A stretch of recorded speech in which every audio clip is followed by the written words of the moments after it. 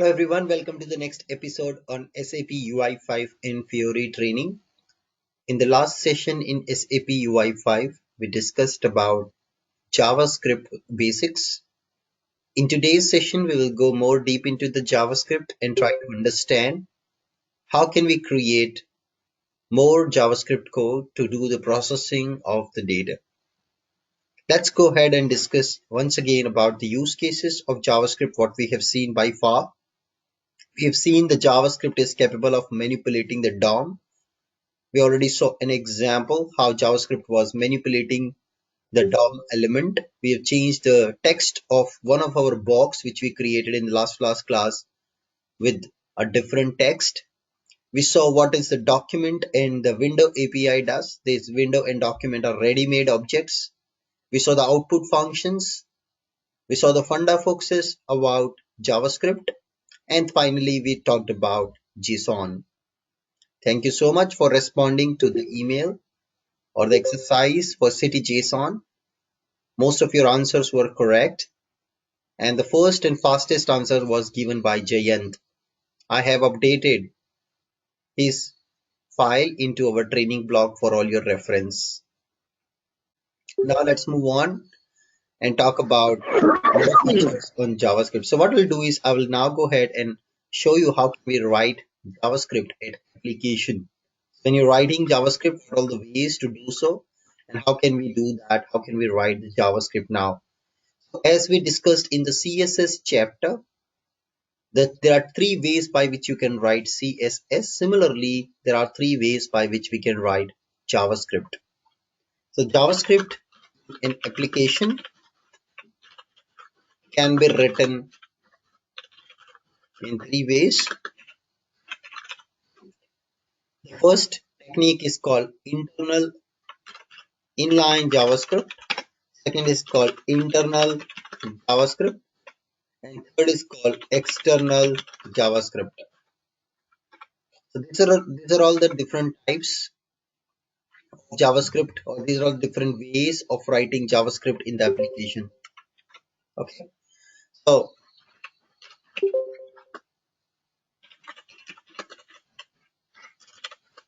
now when we are writing inline JavaScript or internal or external, we need to keep in mind one very important thing whenever you're writing JavaScript.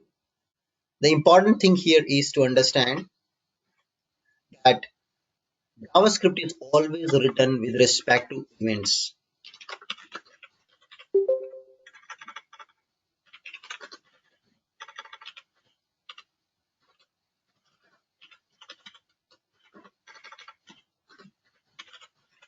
That's why JavaScript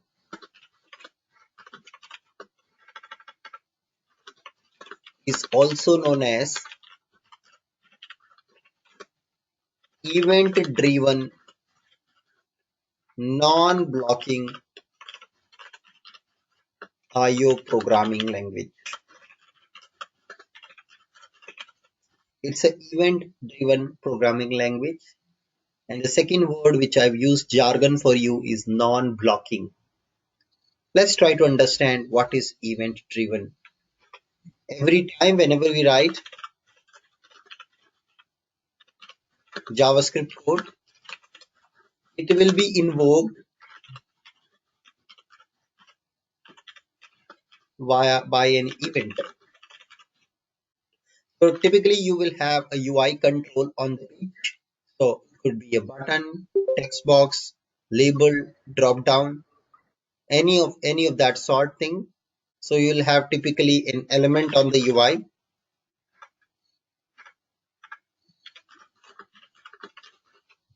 And finally, what will happen? This element on the UI will trigger an event.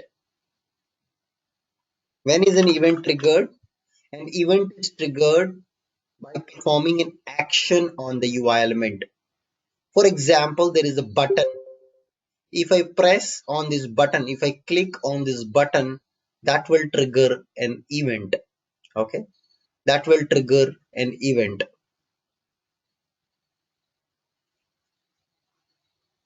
Others can hear, which means issue with your system. All right. So there's okay. Element, whenever we click on an element, it triggers an event, and this event then triggers or causes a JavaScript code getting triggered. JavaScript code is written typically inside a function. Okay. This is the flow. It's an event-driven programming language. Suppose you click on a button, it triggers a click event, and that click event triggers a JavaScript code which is written inside a function. Now, what do we mean by non-blocking? Let's try to understand this very important topic called non-blocking IO. This is a very important topic on JavaScript because JavaScript doesn't behave like a typical programming language which you might have worked till date. So JS is non-blocking also. Asynchronous execution. It is not a synchronous execution like other programming languages are doing. Let's take an example with a sequence diagram. Okay, let's take an example with sequence diagram. So suppose there is a user and then there is a JavaScript code. There is a backend system.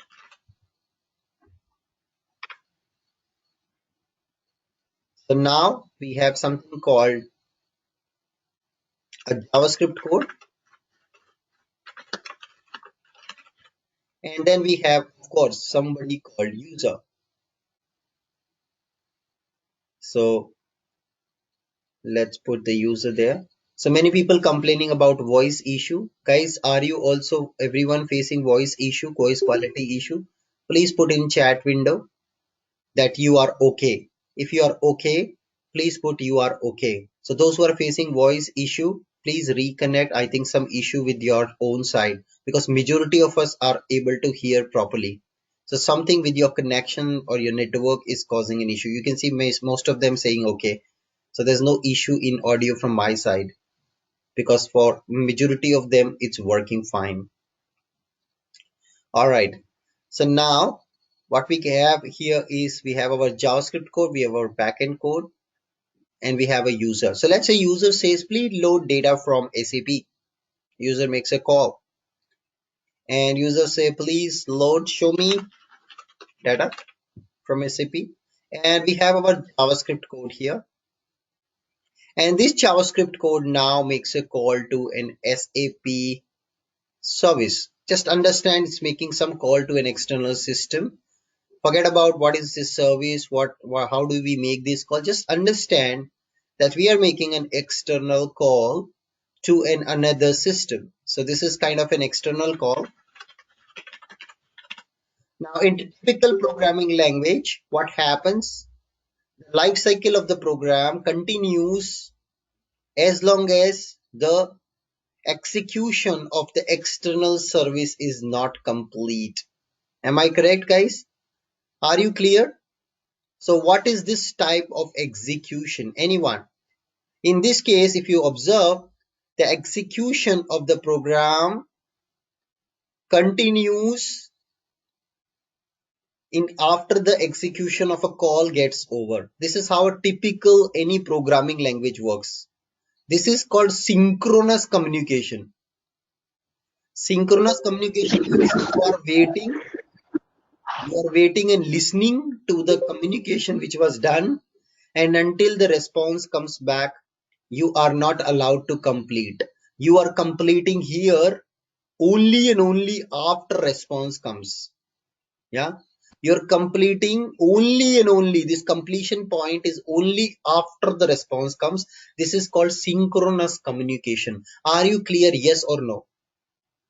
Are you clear, guys? Synchronous execution, where your program, the caller program, who is the caller? Our JavaScript code is the caller. It's waiting, or it's not allowed to complete until the execution of the another party, which it is called, is over. Okay, this is called synchronous execution. Once again, I repeat, what is happening? Your code, JavaScript code which you've written, is making a call to a backend service which is a different system altogether. Here you made a call, and you are not allowed to send response back to the user. See, the call to the user back again, the response to the user is happening after the backend call is completed. See, here your backend call is completed. This is the lifeline. This is the lifeline of the backend call. Once your backend processing complete, response comes, and now you do some more processing, and then you send the response back to the caller. Okay, so which means the user will be doing what? Until this processing is happening, what will user be doing? User will be waiting. Okay, user will be waiting here until the process is happening. So it is the total time which it takes is the summation of time taken by backend code plus the front end code. Both codes it will take summation of the time. Yeah, are you clear, guys? This is called synchronous execution. So user is actually waiting means user is blocked. User can't do anything on the screen. User is blocked. Yeah, user can't do anything on the screen. User is blocked. Now in JavaScript it is little different. It's asynchronous non-blocking IO, which means you made a call to the backend. Okay, and by this time call itself did not complete. You have got okay from JavaScript. Your module, your method which was calling external service is completed. And when this external module later point of time finish completing, that is the time you will get something called a callback. There is a concept of callback. I will show you that concept of callback in JavaScript in a minute. This callback is hit and this callback sends the response back to the user, which means by the time your backend was running, user got the control again. So this line here indicating that user received the control. It means there will be, of course, it's not like user is not blocked at all. User will be blocked, but user is blocked for very few seconds or minutes. User is not blocked permanently like other programming language. Until they finish, they won't send you response back. So here user got the control again. User can still continue working with the application, and when later point of time this backend processing gets completed, is then when user will finally get the response also back via the callbacks. Is this flow clear to everybody? Non-blocking IO, asynchronous execution. So here this is an asynchronous. You see, it's actually broken here. It's not synchronous. It's not waiting until the external module gets over. This is called asynchronous execution. This is how JavaScript is different from other programming language. In interview, somebody asks you how JavaScript is different from other programming language. Your first answer should be, it's JavaScript non-blocking asynchronous execution. It doesn't block the user as long as it's processing the code in the backend. When you make a call to a service or something, okay, it releases the control to the user can continue, and when the response comes back later on, we don't know the time, system makes a call to a callback function, and this callback function sends the response back or does have the code to show the response to the user accordingly. This is how JavaScript works. It doesn't block the user for a long time, and it is an asynchronous execution. You see, the moment this line is broken, this line in my last example, last chapter, sorry, in the last example, the line was not broken. It was continuous, which means it was blocked the user. The lifeline indicates the user is blocked. Here user got the control. Okay, that's called non-blocking IO. And we also said it's event driven, which means everything which you trigger, it will be driven by events. So there are lots of JavaScript events, like if you see click, then there is an event called on click. Yeah. If you say double click, there is an event called on double click. If you say mouse over, you have an event called on mouse over. which means whenever you take mouse on a control, that's a mouse over event. If you say load, when my page loads, I want to do something on load event. That works for body element only. If you say key press, whenever I just enter something in, whenever I press a keyboard key, at that time I want to do something on key press. So likewise, there are lots of events available with JavaScript, which against which you can write your JS code. Where can you find the list of all the events? Any guesses? Where can you find the list of all the events? Anyone? Any guess? Where can you find the list of all the events? W3C Schools, perfect answer. Just go to w3cschools.com and there you can go to tutorials, JavaScript tutorials, and then you will find the list of all the events in here. So let me just come down and you see DOM events. Just go inside. You see mouse over. Whenever taking mouse, it's saying thank you. Yeah. Click me. When I click on this, something will happen. Thank you. Goodbye. Click disappeared. So you can see these are all the events. So if you want to know, you see on click is the event. Whenever you click on something, on click will trigger.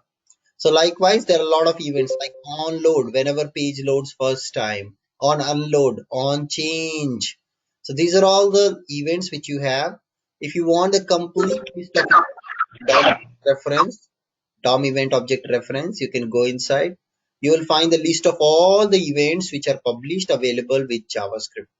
These are browser supported events. Every browser support these events. Okay, see, so many of them. Okay, so many of them. Drag and drop, there is a event. Play, pause, there is a event. Copy, paste, there is a event. Mouse down, mouse up. Key press, key down, key up.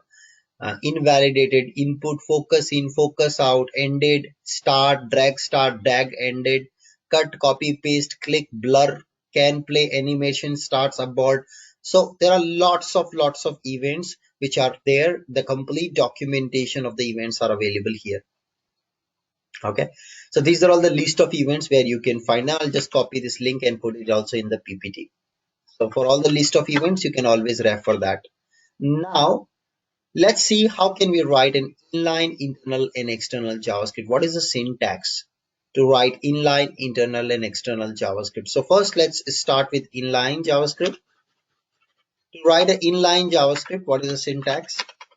We have to exactly use our tag name, event name. Whatever is the event name, you got to use that event name equals to your JavaScript code. Okay, and then you should enter the tag name. That's what you have to do. So this is how you will be writing the code, your inline JavaScript, guys. Clear, everyone? This is how we will be writing inline JavaScript. I will show you examples of asynchronous execution, but please let me complete at least basics of JavaScript.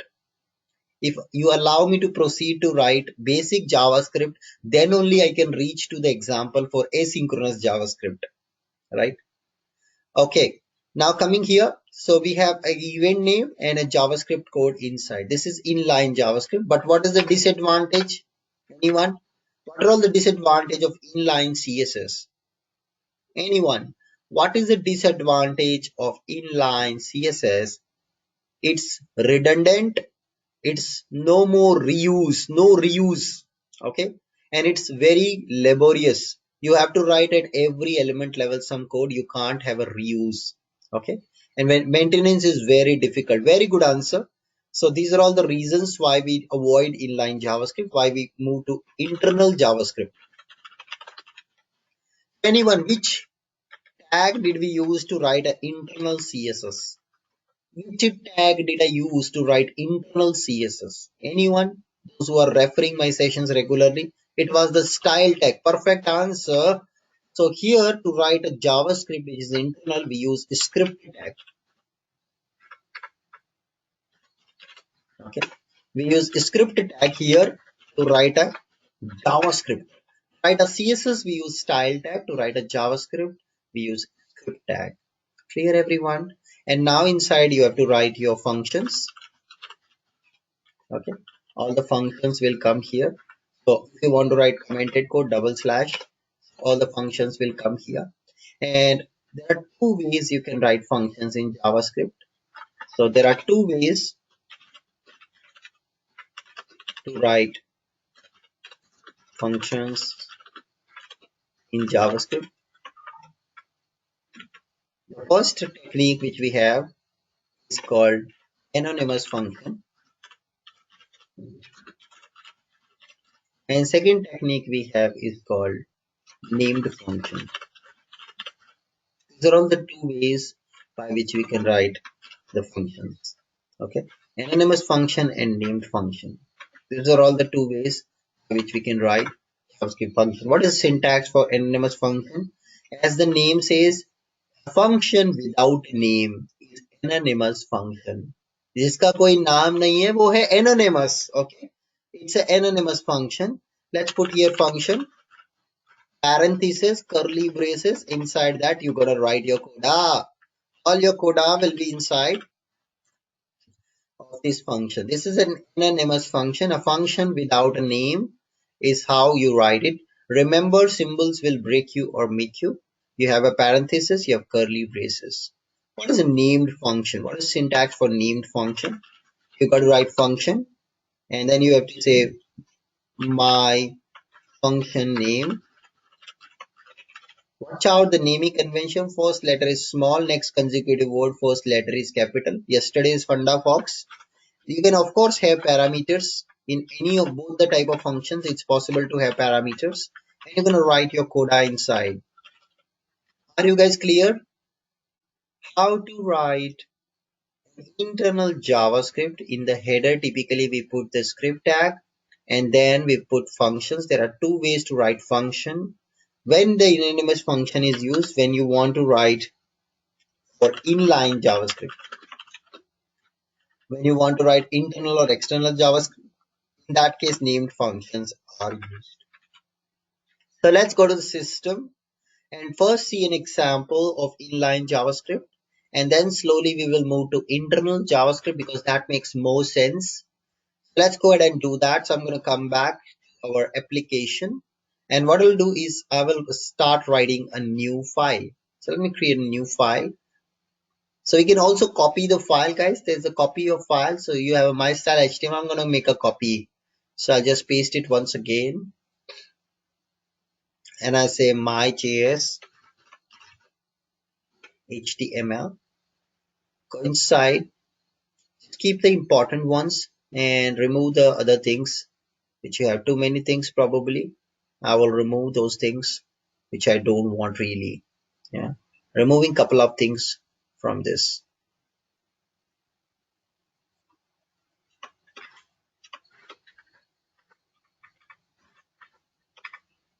I removed it, and yeah, that looks good. And I want to make this field as a password field, and let's make type is equals to password. And just add also a div tag, a button element, say login.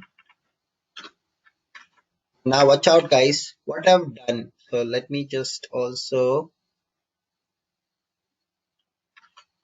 do a little bit of adjustment for our page, HTML page. I'm just doing a little bit of adjustment.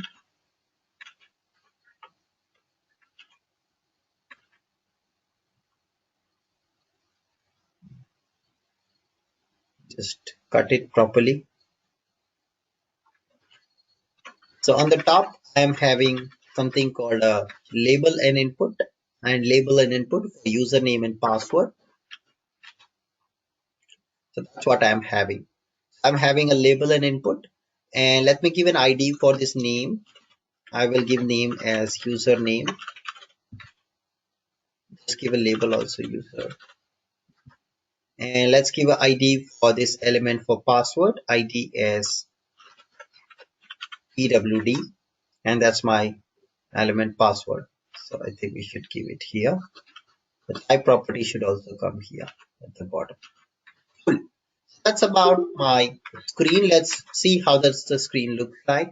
As usual, we go to the basics, right click on there and go to the project settings and please select the right click and say run configuration and please select the right HTML file which you would like to run. So this is my set of HTML files which I have it as part of my project, and I choose my right file which I would like to run now. Click on save and run and it starts your HTML. Very nice. Just run this in the parallel mode as in side by side mode.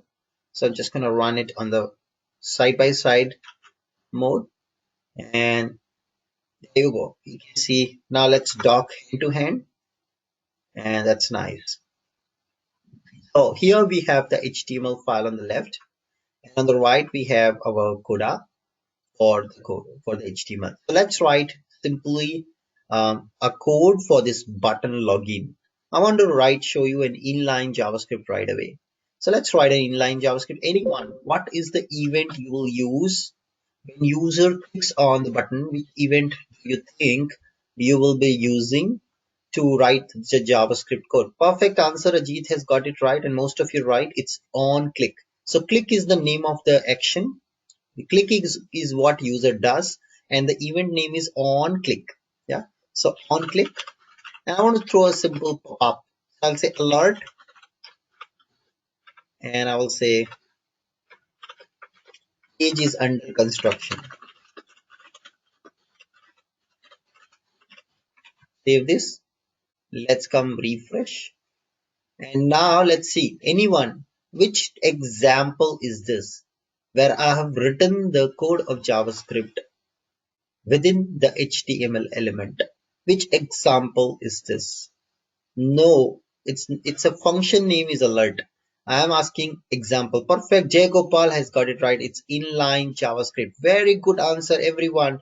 Inline JavaScript. This is inline JavaScript, guys. We have written within the line, within the HTML element. Click on that, and there you go. Page is under construction. That's the pop-up which we are getting. The JavaScript is getting triggered, and now it's making a call here. Are you guys clear? How to do an inline JavaScript, but does it reusable? Is it reusable? Can I reuse it at 5 places? Can I reuse this piece of code which I write? No, it's not at all. So now we have to move towards internal JavaScript. How to move to internal JavaScript? Which tag do you use to write internal JavaScript? Anyone? Which tag do you use to write internal JavaScript? Perfect answer. We're going to use a script tag. Just now I showed you guys, we are using a script tag to write internal JavaScript. There you go. You can see a script tag is what we use to write internal JavaScript. So let's move on and see how can we now write internal JavaScript using script tags. Of course, you got to typically write in the header section. So let's move to the header. And now here we will say script tag, and inside the script tag I'm going to write, so we'll write a function now. So function name, and say testing JS coda. Okay, so naming convention is important. So you can see testing T is a small, JS J is capital, coda T is capital. Clear, everyone? How to write a function and how to follow naming convention? It's a named function. Okay, and now I have to put the same alert here. Page is under construction, and I'll say from function just to make a difference. So guys, will it trigger now this pop-up? Anyone? When I click on my login button, will it trigger my pop-up which is written from function? No, because we did not even link this function yet with the event, right? We didn't link it as JS code. If you come down, you will observe that we have down there, this is directly calling an alert right now. So what do you do? What do you have to do to make a call to that function? You got to put the function name over here, right? So let's remove this and the function here, and you just have to put the function name, and don't forget to put parentheses. A parenthesis indicates that we are trying to make a call to a function which exists in internal JavaScript. I hope this is clear to everyone. What is that we are doing? Clear, everyone? What is that we are doing? How are we calling the JavaScript? Yeah. So that's internal JavaScript code which we are making a call to. I just save this, come back, refresh, and watch out. I click on login button. So I click on login button and you see from function. This indicates that it has made a call to our function. So once again, those who are not understood what we are doing, we have written a function in the top. You can see we have written a function here in script and script tag. It's a reusable function which I've written. You see this is a reusable function, and now this is internal JavaScript. I can invoke this function 100 places wherever I want. Okay, it's internal JavaScript. And now this is my function name. You can name anything. You can name Anubhav. It's here. That's my function. Now make a call to this function. What you got to do? You have to use the function name. Come down to the button. Where is your button? This is the button. And whenever on click happen, what is that I supposed to do? I will say, please call my function Anubhav is here.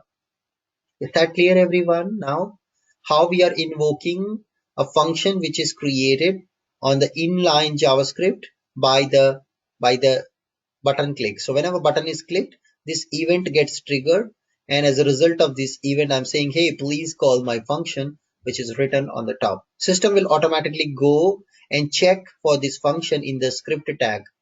Okay, system will automatically do that. You don't have to worry. You just have to name the function properly, and it's case sensitive. Be careful guys, it's case sensitive. Yesterday I told you. So if you're writing Anubhav each here, and you see here when I'm making a call, I is capital and on the top I is small, what will happen?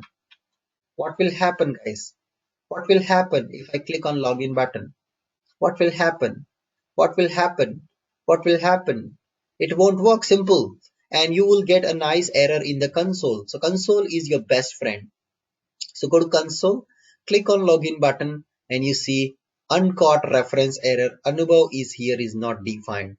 Can you see, guys? And now you must be wondering, Anubhav, why my function is there, but why Anubhav it's not working. The reason is simple. The JavaScript is case sensitive. The JavaScript is case sensitive. The JavaScript is case sensitive. The JavaScript is case sensitive. So you have to be very careful when you're writing the code. Follow the naming convention everywhere, everywhere. Okay. So every button, if we have some message, can we modularize or declare inline way of calling function, invoke the function every time? Yes, you can do that. There are a lot of these techniques you will be learning soon when we'll reach to the UI5 chapter. Right now, our focus is to learn syntax of JavaScript.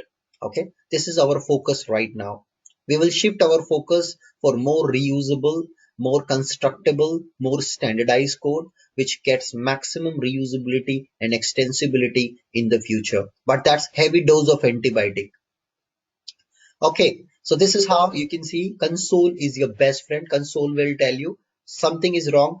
I request everyone, what is the support process? Whenever you fail, whenever something not working, the first thing which you all have to do, must check the console before writing, searching, before doing anything. Whenever something not working, what is your first step for support? What is your first step? Who is your best friend sitting next to you? Whenever something not working, you must check console before you move to the next step. Clear, everyone? Whenever you're working, you're getting any error, please check the console what's going wrong. Check the DOM. Do you have that element in the DOM which you are targeting? Third thing, Google please. Please Google, I beg you all, please try to understand I am running with very limited time and you guys want to make best use of Anubhav. Don't waste my energy in silly things. You are allowed to do that, but if you will not break your head, if you will not break your mind, if you will not do hard work yourself to find out what issue is and how that issue can be solved, I can tell you the answer, but it will not help you long run. So try to give as much as percentage of effort, and if you are finally unsuccessful to achieve it, then come to me. Finally come to me. Try to Anubhav. So what I would see, I would be interested to see what is your effort. Some people say, Anubhav, I tried 10 minutes and I drop you an email. I tried Anubhav very hard. 10 minutes I tried Anubhav. Is that sufficient enough? Did you really give 200%? If in the training you are not giving 200%, how can I assume that you are giving 200% in your actual project?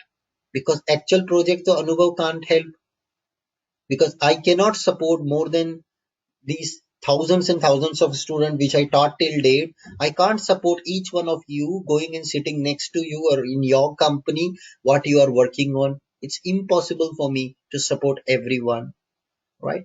So please try to understand my time is limited. Use it wisely. If you want to take maximum out of me, use my time wisely. Don't waste my time. It's your choice. If you do that, then of course you will get that much limited things from me. But if you use my time wisely, you can really learn something cool which you cannot find on internet. So this is the support process. Please check the console, check the DOM, then Google about that issue. Try to figure out, try to check the syntax. Google W3C syntax, you got to check. And finally, once you are unable, you kind of give up. You are in a state to give up. That is the time you have to write it to me, then I can support you, and that time I will be interested to see your DOM screenshot, your project, what you have written in Google Drive. You have to send me the project via Google Drive. You have to send me the screenshot of console. Is there any error in the console? This is what I'm interested. I want to see how much effort you had put yourself to try and fix that issue. That is I'm more interested.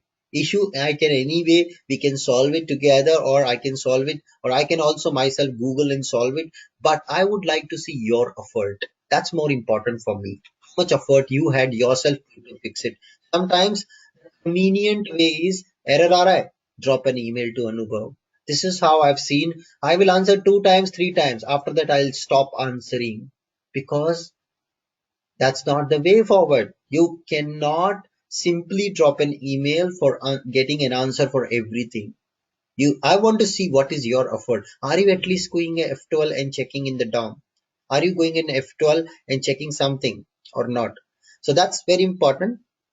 So that's how we write a function and we trigger an inline JavaScript. So let's see some example now. Instead of just a simple alert, I want to see something. So what I want to do, I will enter a username password and I click on login button, and it should take me to some, it should change the complete DOM content if the username password is correct. So guys, in JavaScript, which is the API, or which is the standard object to represent the DOM?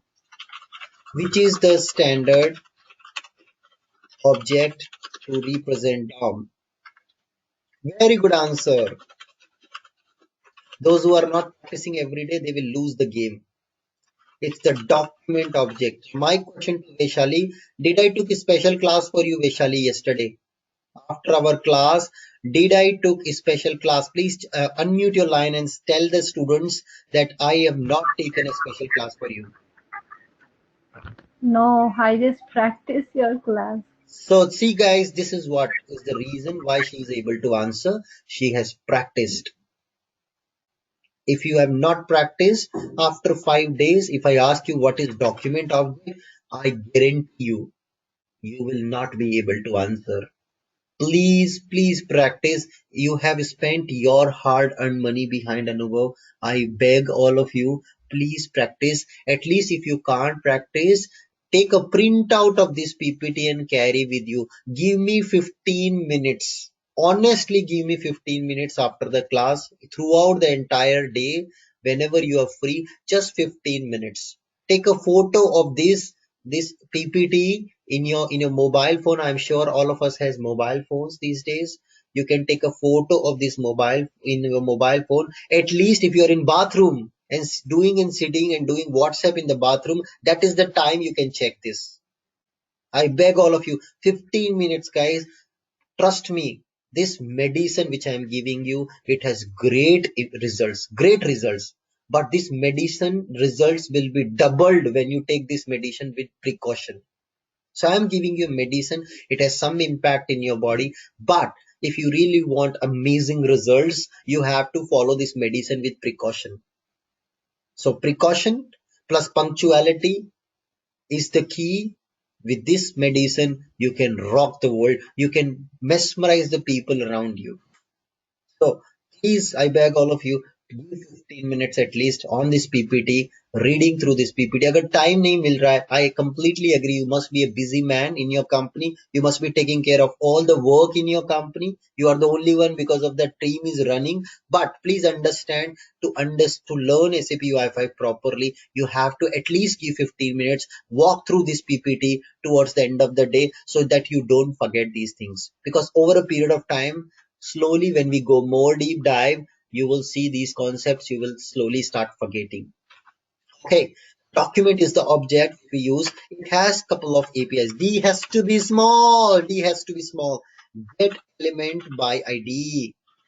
That give you element object, HTML element object based on ID. We have get elements by tag name. Get elements by class name. So these are all three top APIs. Top API, what is API? API is nothing but method name. Okay, we call it as API typically. API is nothing but a fancy name given to methods. So these are all top methods which you got to be calling to get an object of an element. Like in CSS, we used to use selector. Here we are using get elements by tag name, get elements by class name, get. So watch out here. Elements means plural. Plural means multiple it will give. How do you represent multiple values in JavaScript?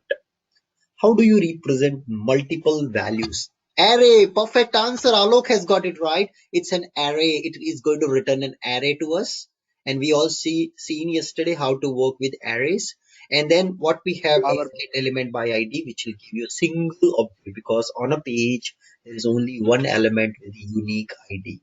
I hope you today got the meaning why we giving ID to an element so that we can uniquely identify them. So let's go in. And I have already given an ID to our username field and password field. You see it's username and it's here we have ID as PWD. So what I'm going to do is I will say, hey, please create me a variable object of my user field.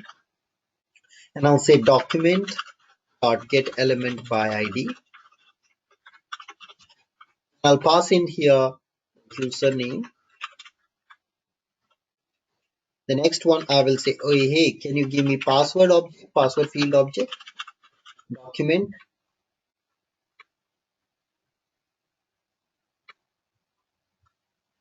dot get element by ID. And I can say PWD. Guys, before actually writing the code, you can also test this code directly. So come to the application under test and press F12. Call your best friend. He's your best friend here. And I'll say document dot get element by ID. And I can say username. Enter. You can see you've got your element. Oops, I've done a mistake. I put the ID of at the label element level, not at the input field level. It should be at the input field level. You see, by mistake, I have put the ID at the label element or span element level, which is not a good practice. You should have it at input field level. This is the actual input field we have here. So you have to put it in because I want this object. So the ID has to be put here. Let's come back, refresh the page once and run the command again. And now you see you've got the ID of the input field. I enter some value. I say Jackass and I want to now capture this into variable o input equals to document dot get element by id username. And now this time guys, whatever output is coming, it's returning an object. This object I am storing in a variable. I hope it's clear everyone. What am I doing? I am just storing this object in an input field variable, and I'll say o input, and you see now my object is coming. Now I will want to access the value from this object. So I can say o input dot, and you see it shows me all the available variables. You see, shows me everything what is available. So that's pretty nice code completion feature in console. And now I can say dot value property, enter, and voila, there you go. This is my variable value jakas which I have entered in the input field. Is that clear everybody? Step by step, line by line, no copy paste of code. If you are my student, please don't do copy paste of code. I'm putting this complete line by line code now in here. Now you see guys what we have done to get a value, how many lines of code we have written.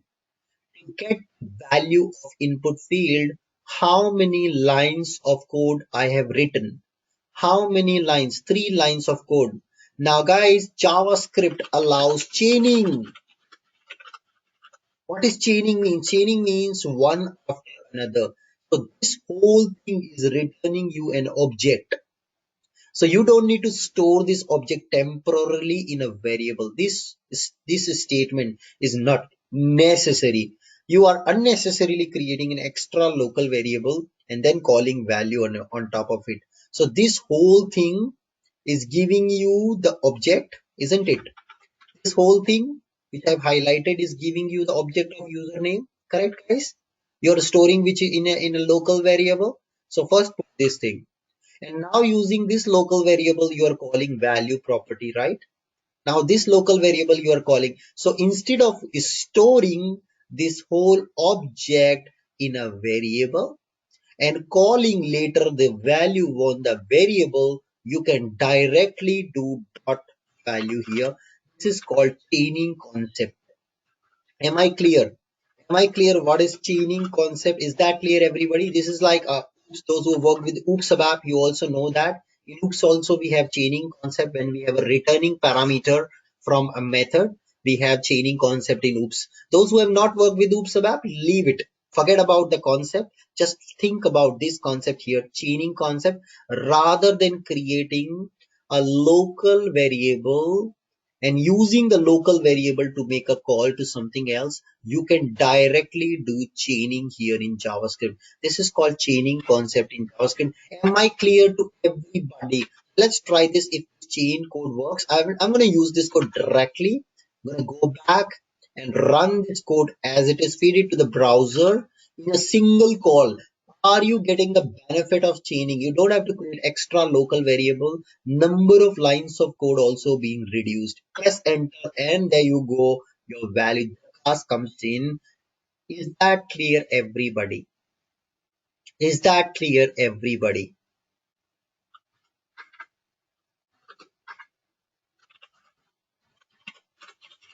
And now coming to password. I told you guys I will show you how to hack somebody's password. Sometime you go to cyber cafe, you enter the email ID, it populates the password into the password field, right?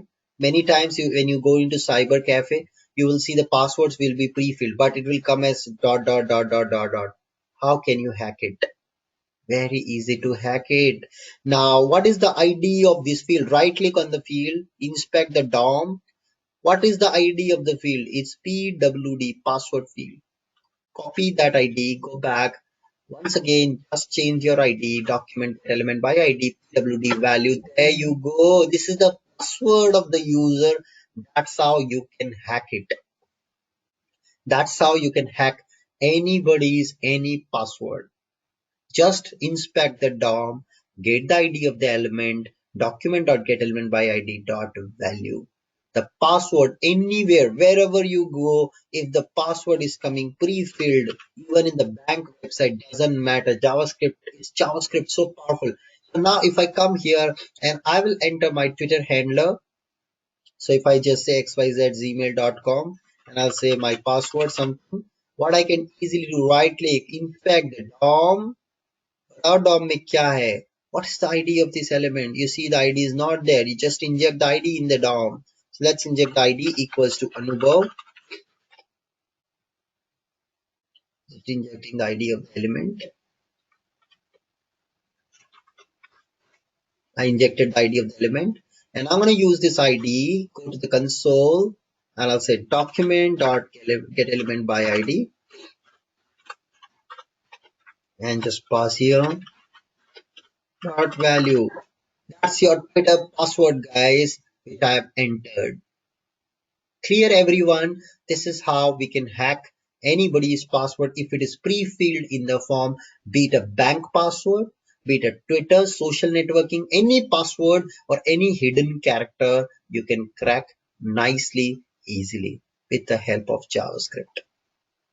Okay, so that's how we can read now the values in our code for these elements, and now we can compare with the if condition, and accordingly we can do the processing. So let's go back to our coda, and now in the internal JavaScript we've got first the variables, so they are not required, however I've done it. I'm creating another variable, one for user, user dot value,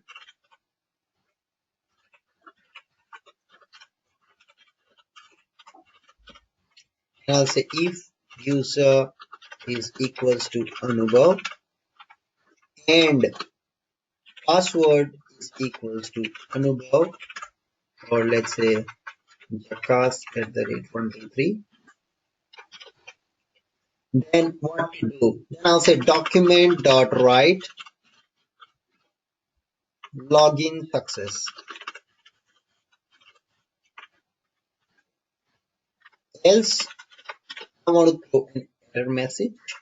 So for error message, what I'll do is I just come down and I will create a label element in the DOM. Okay, I'm creating a label element above here. So let's create a label element with an ID message. Okay, I give an ID here MSG, this label element. Now I'll show you guys. I just go back and I'll say please get me that object, document dot get element by ID, pass this label ID dot inner text. I want to change inner text of it, and I'll say credentials, the login field. Try again. Clear, everyone? This is how I am writing the code now. So what we have done here, we have first got this, then we have got this password object, we have got both the values into this, and now we are comparing. Now some people are saying why triple equals to, guys. Triple equals to is important in JavaScript. Equals to is assignment operator. If you're writing equals to, it means assignment operator. Double equals to is the comparison operator, but it won't compare data types. Okay. If you use triple equals to, it is comparison plus it's also comparing data types. Okay. Both it will compare, both the data type and the value it will compare. Double equal to will also work, but is recommended to use triple equals to as per new JavaScript naming convention. Okay. So now it will compare the value in the user and the data type, both with this string Anubhav. And now accordingly it will print the document right, and let's go and test it now. So I'm going to go back and test it. So we will now go ahead and test this JS code. So let's go to the application and I just refresh my app, and now I'm going to write my username and password accordingly. Let's test a negative use case first of all. I just put a username password, a negative one.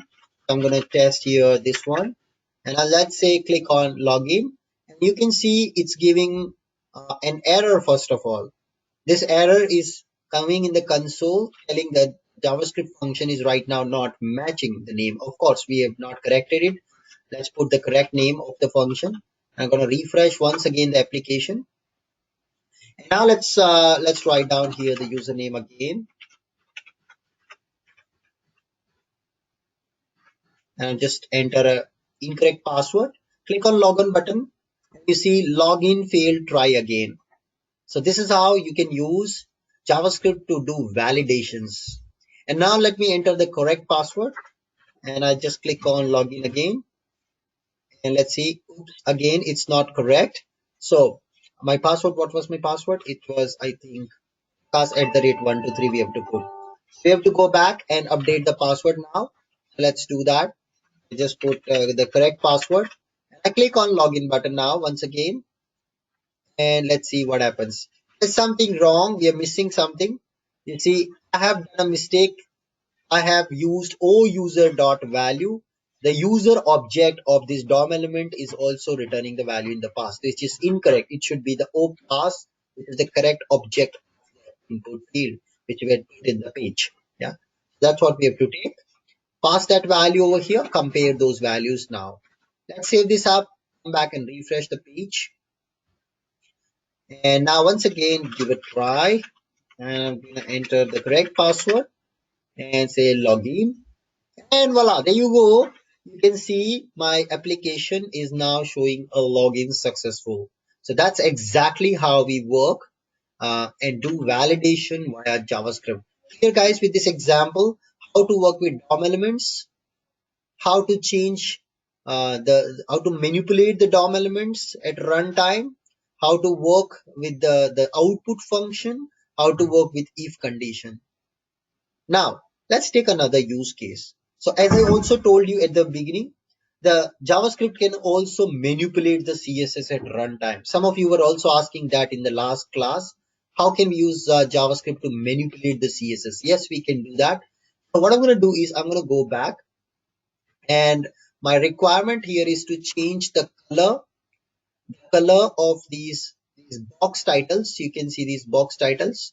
I want to change the background color of these box titles to black and the foreground color of these box titles to white. This is what our requirement is. Okay. So one fine day my manager comes and say, hey, can you please change this code here? Yeah. So we want a button here.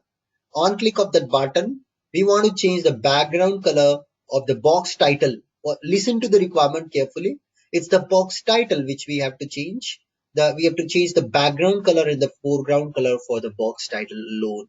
So can you tell me what is the identifier? What is the selector in this case? Any idea? Who will tell me? In the last class, we have coded this, the CSS thing. What is the selector of this element? No, it's not H3. You got to go with the div element, guys, always when you're doing the styling. Can you now tell? I showed you the DOM. Can you tell me what is the selector of my boxes, box titles? Perfect answer. It's the box title element, you see. And what is the identifier here? It's the class name is the identifier. Clear? So it's a class name. So let's use this up. And very good answer, Rahul. Thank you so much. So let's move on. And now we're going to put here the code. Let's put the button first of all in the on the page. So I'll just come here and put up a button. Let's put this button. Never copy paste the code. If you're copy pasting the code, you are actually cheating yourself. And never learn from trainers who are teaching you copy paste. Never ever. Because copy paste is not the way forward to learn things. After you understand the concept, please copy paste so you can speed up your development. Before you understand, please don't copy paste. So I'll say, show me magic, show me changes.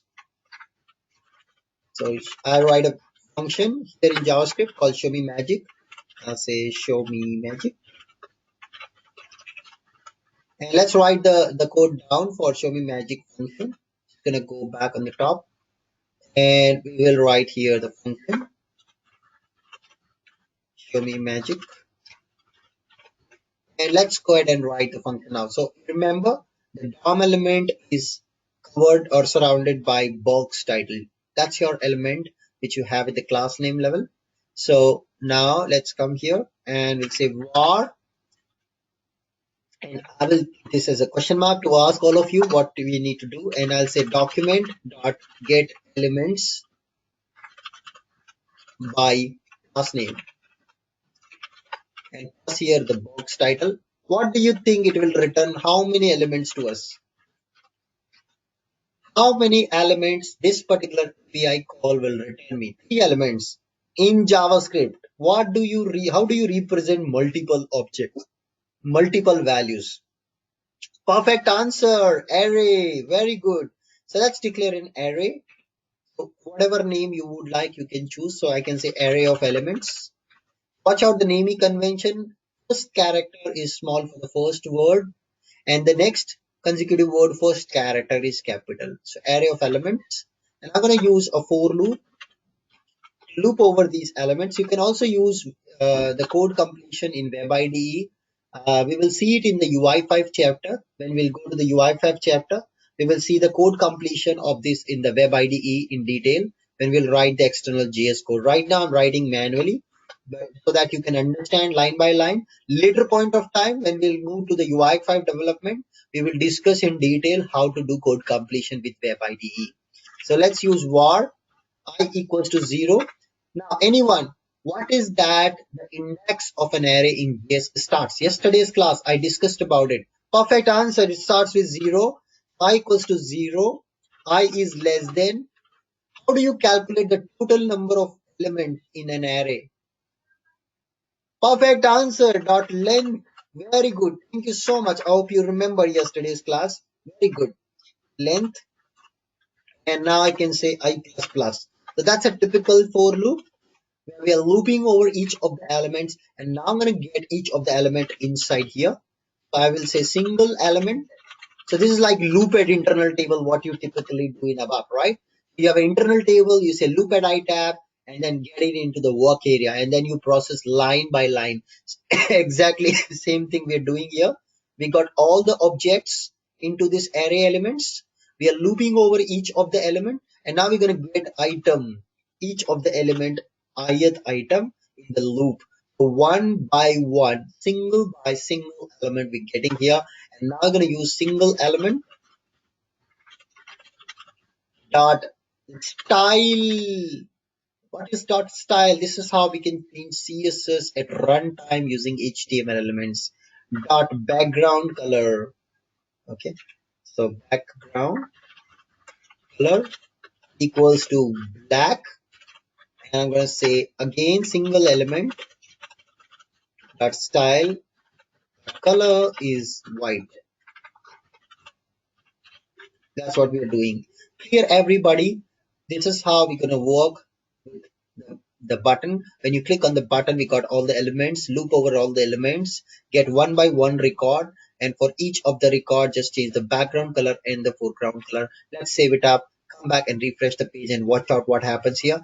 Coming back, you can see your new button, and let's click on the button and see what does it do. What should it do, guys? If it works properly as per our expectations, what we have coded, what will happen? Anyone, what will happen when I click on the button? It should change background color and foreground color for only the box titles. Let's click, and boom, there you go. You can see, as expected, the background color and foreground color is being changed. Are you guys clear how to manipulate CSS at runtime using JavaScript? This is how we can manipulate CSS at runtime using JavaScript. So we saw JavaScript can manipulate DOM elements. JavaScript can do validation. JavaScript can also change the CSS at runtime, and JavaScript can output the function. Is that clear, everyone? How we are working here with the basics of JavaScript, right from the foundation till the advanced level. We will take you in the training. Very, very advanced level. We will build complete end-to-end Fiori app, but this is the foundation. This foundation has to be strong. Without a good foundation, the building will collapse. Similarly, without this foundation, your UI5 and Fiori learning makes no sense. And this is the reason till today you are unable to learn UI5 and Fiori, because you are weak in foundation. And now we are making your foundation very strong. Okay. Now, suppose I want to make these boxes disappear, or maybe when I click on my button, I want to make this particular button disappear. Okay, I want to make this button disappear. How do we do that? Very easy. Let's come back. What I'm going to do is I will come here and say, hey, I want to make this button disappear. So I will use the current element. This is the object. It means current object. What is the current object? My button object. I have clicked on the button, and that has triggered this event handler. Event handler. This is called event handler function actually. These are just fancy name, event handler. function. Okay, this event handler function got triggered. The event handler function receives this pointer by default. Anyone within a class, if you want to reference object of the class in ABAP, within the class, if you want to reference object of a class within ABAP, what do you use? Me keyword, perfect answer. Similarly here we are using this pointer, which is an object of self. So who is calling this method? Show me magic. It's called by my button. So this is the object of that button actually. So this dot style dot, and I will say display property equals to none. That will make my button disappear, guys. Okay, that will make my button disappear. Let's come back and refresh and let's check it out. So I will now click on show me magic, and oops, it's not working. So who is your best friend when something doesn't work? Who is your best friend? Console. See guys, cannot set property display of undefined. Can you see this? Cannot set property display of undefined. There's something wrong. How can you debug JavaScript code? Let's go to the sources tab, open the HTML. This is your function. Yeah, this is your function, and this is your second function.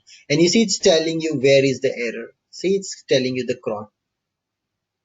Put up a breakpoint, please, on line number 26. You just click on the line, it sets a breakpoint. Click on the button again. It hits your debugger. Can you see? It is now hitting your debugger. And here is where you can now test this code in the console. So I take this whole code, copy that and test it in the console, and I get the similar same error. This is the culprit, this is the code, this is a function, or this is a place where the error is coming from. You see, this is the same error which was getting. So that's how you can debug. And now what we're going to do is this dot, I will say here my style. So let's see if it has a style property. No, it doesn't have a style property. So let's see what is this holding. This is holding the object of window, guys. It's not holding the object of my button. Can you see that this pointer within my function, it's holding the object of window. It's not holding the object of button. So we have to get the button object now. Okay. Once again, we got to give an ID to the button and get the button object properly. So we can say uh, document get element by ID, and I pass here my magic button. And let's give an ID to this magic button downstairs. So let's come here. This is our button. Let's give an ID to this as well. And magic button. Here everyone, I have given an ID to my button. And now on top, we are just getting its object of the element style.display equal to none property. That's a CSS property to change the visibility of an element in CSS. Keep the console open. Console is your best friend. Click on show me magic. It hits your breakpoint, of course, expected, execute. And now I see, wow, can you see the button got disappear? Right, guys? There was a button over here and it's gone. That's how you can manipulate the DOM. That's how you can manipulate the CSS using JavaScript. Is that clear to everyone, this example of hiding a control using JavaScript? Okay. How did we execute the debugger? Okay, very easy. Make sure that your console is open. Press F12. Step by step. Again, press F12. Go to the sources tab. In the sources tab, select your HTML file. And inside this HTML file here, you can see the list of functions you have. Just put up a breakpoint on the line. How do you do that? Just click on the line number. It puts up a breakpoint. But remember the funda fox, if you not open the console, the debugger won't hit. Even you set up debugger, it won't trigger. It won't trigger, guys, because your console must be open. Your console must be open to trigger the debugger. Remember, very important. You can now want to debug this first one. You can just put a breakpoint and click on login button and I'll just enter some value. Just click on login and I see it's hitting my debugger. How do you debug line by line? You press F10 to step next. So F10, you see, one by one, line by line F10. F11 to go inside. which is equivalent of F5 in ABAP. Okay, so here it is F11 to go inside, shift F11 to come out of the current block, and F8 to continue execution. Let me note down these shortcuts and equivalent in ABAP. So F10 for step execution, which you use in ABAP using F6. For those who are aware of ABAP debugger, then I'm writing and mapping it with respect to ABAP. Now F11 to step inside a block, which is equivalent of F5 in ABAP.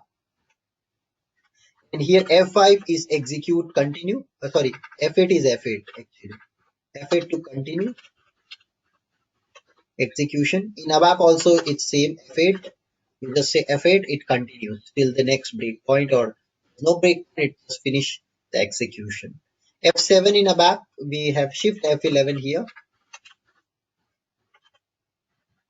which is F7 in ABAP, just to come out of current module.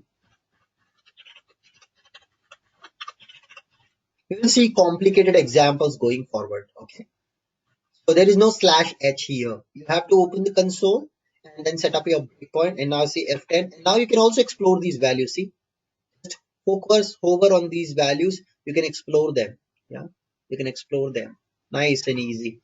You see what is the value in user? It's Anubhav. Press F10. What is the value in password? It's this. Is it matching? No, not matching. It goes to the else condition. See, it's in the else condition now. Likewise, you can go ahead and compare.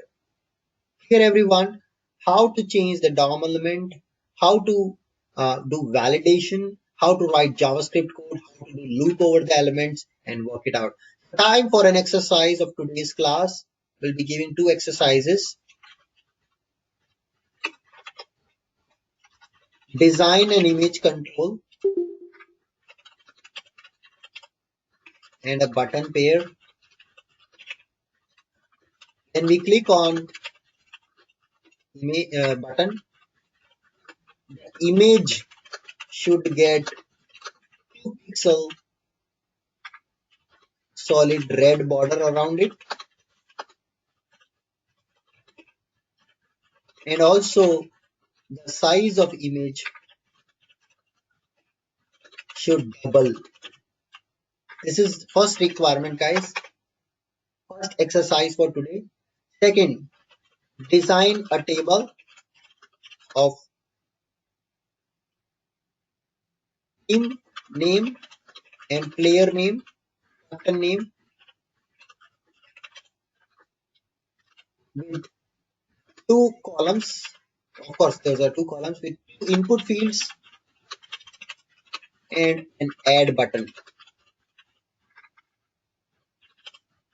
When we click on add button,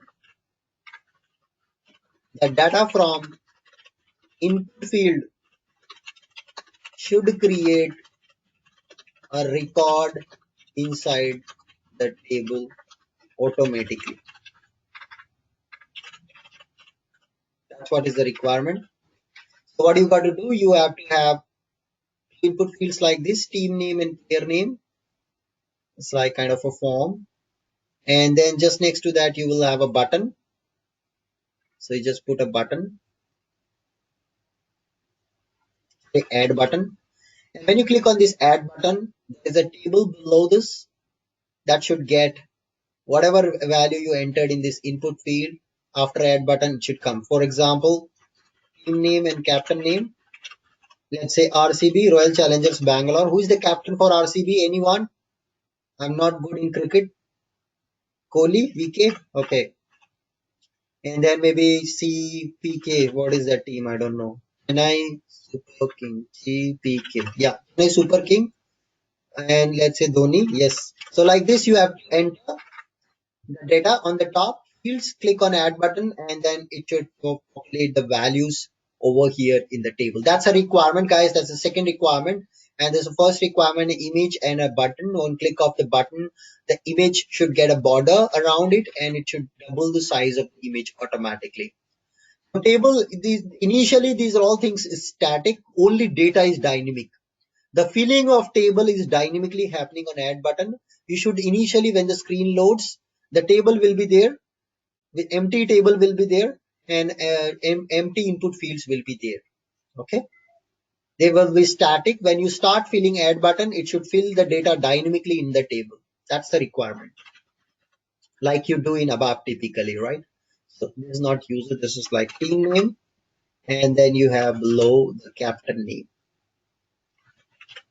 If you want to try more harder exercise, you can do a deletion also. Just add a delete button in every record, a delete button. On click of the delete button, it should delete.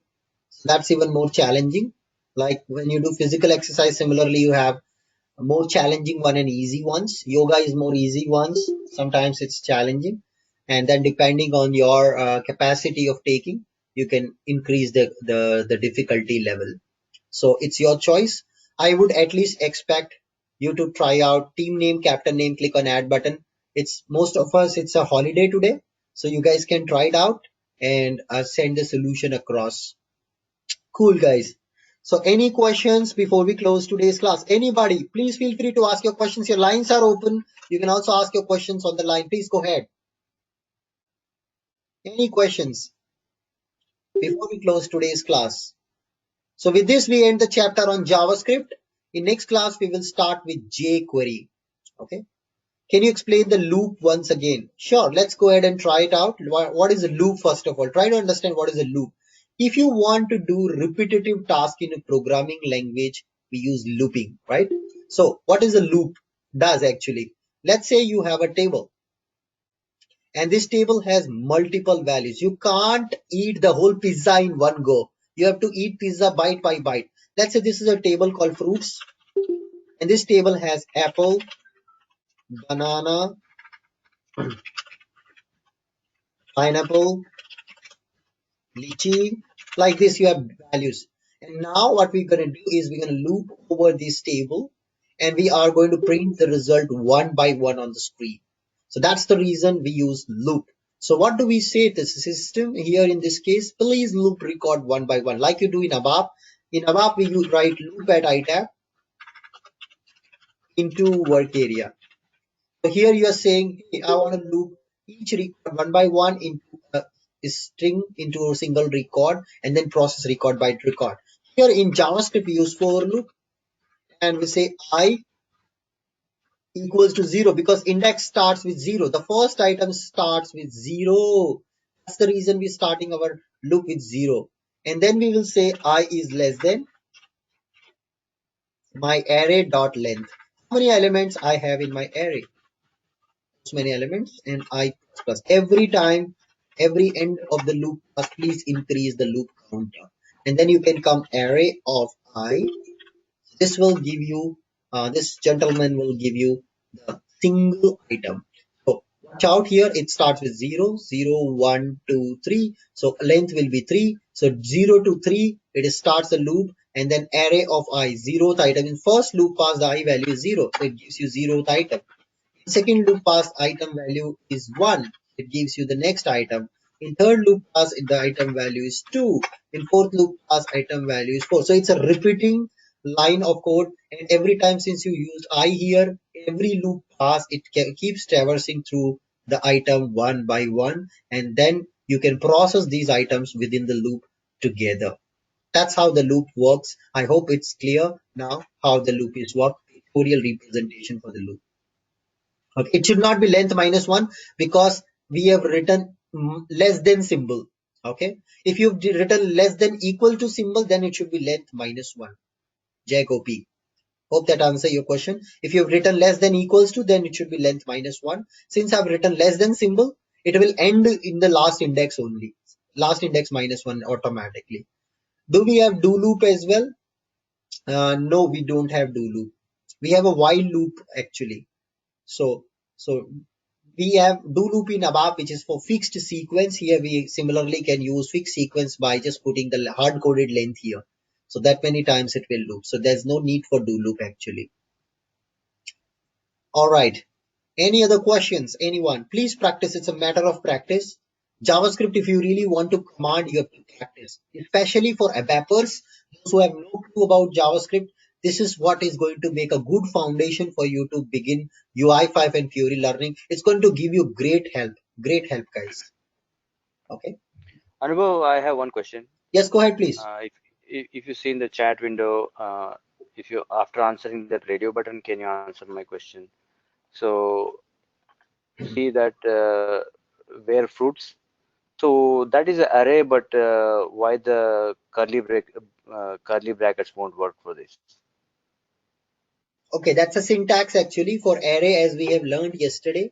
The curly braces only works for objects, right? And Okay. for array, it's the bracket. So that's a syntax actually. We cannot Okay. change the syntax. We have to be, this is the bottom line. We have to abide to the syntax. So it's a syntax actually.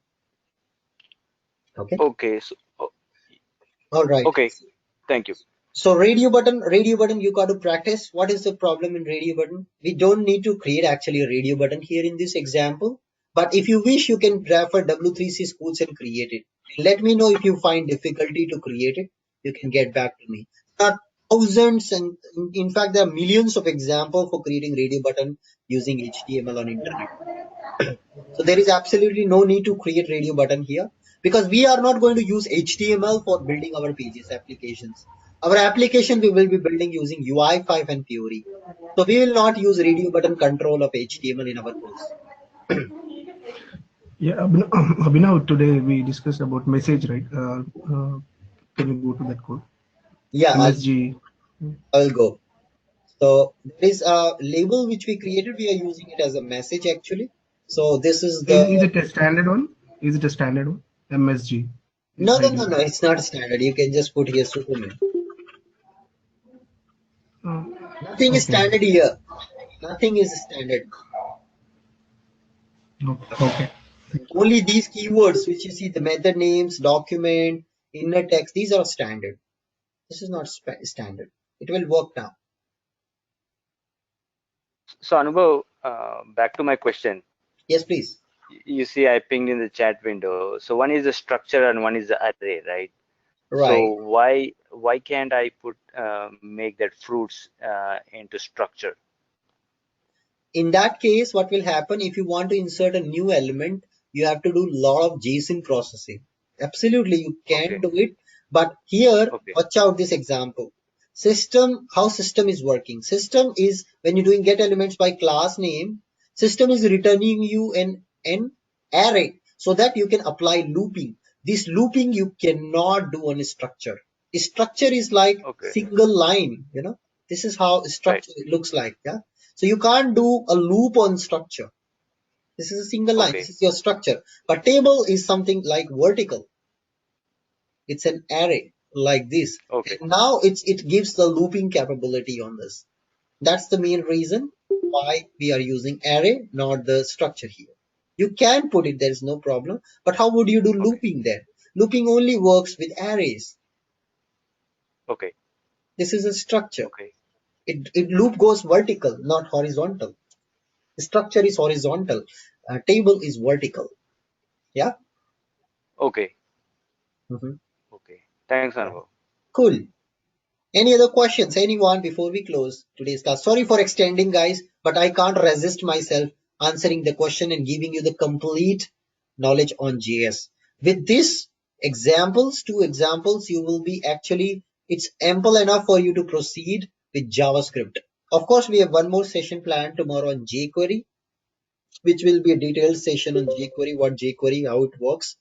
And there's a lot you can do from W3C, of course. But this knowledge is sufficient enough to proceed with UI5 and Fiori. Your foundation will be getting ready. Any other questions, anyone? No questions? Cool then. Thank you so much. See you tomorrow at the same time. Have a nice day.